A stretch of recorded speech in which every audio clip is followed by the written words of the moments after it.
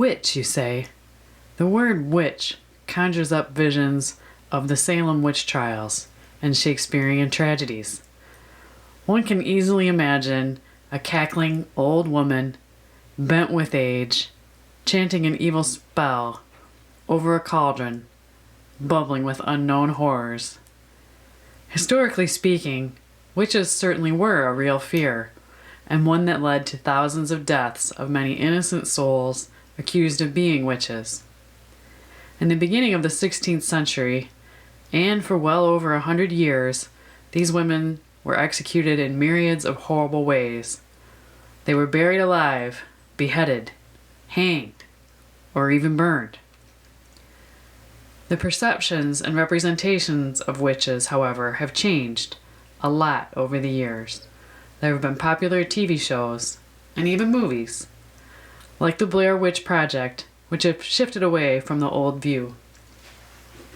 I recently discovered that West Michigan has its very own witch legend, and one that is only a few miles away from my house.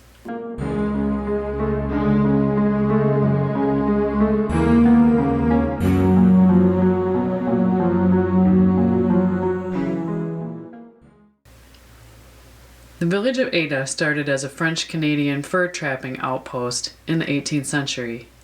This outpost, owned by Madeleine Leframboise, was bought by an American named Rex Robinson in 1821. This area was eventually incorporated into a township in 1838. To this day, it remains a sparsely populated area that is close to the city of Grand Rapids, and it is now mostly known as an affluent suburb. Despite its modern trappings, however, nothing can stop the lore of the Ada Witch from remaining alive.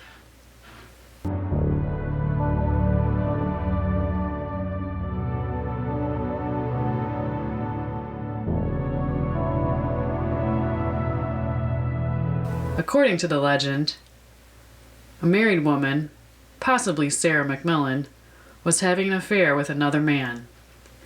She and her lover were caught by the husband in Seidman Park.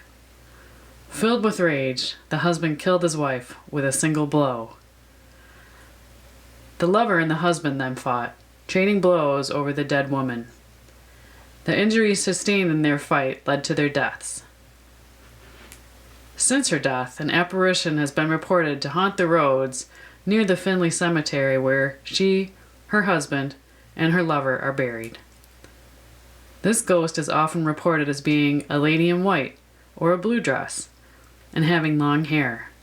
There have also been reports of people hearing the sounds of a struggle, seeing blue orbs, feeling ghostly taps on the shoulder, hearing shrieks, or hearing the sounds of weeping. Most chilling of these stories are the eyewitness accounts of the apparition looking for help that she never received.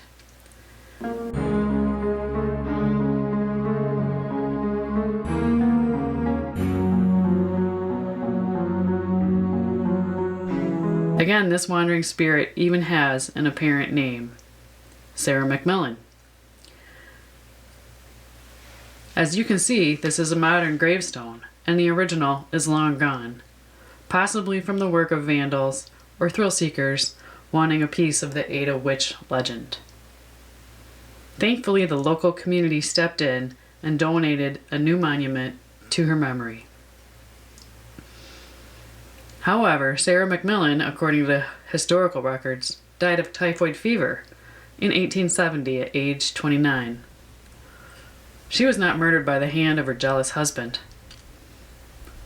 Why was this poor woman's grave picked to represent the burial spot of the Ada Witch? Perhaps it was chosen because of its location, under an old tree in one of the oldest parts of the cemetery. Perhaps there is another woman who was the real witch. There could be a real story of betrayal and murder, one that is lost over the passing of time, and leaving only the legend behind. Who was the real Ada Witch? Did she really exist? You can visit the Finley Cemetery to find out. And if you do dare to come here, please be respectful to the dead and the living alike.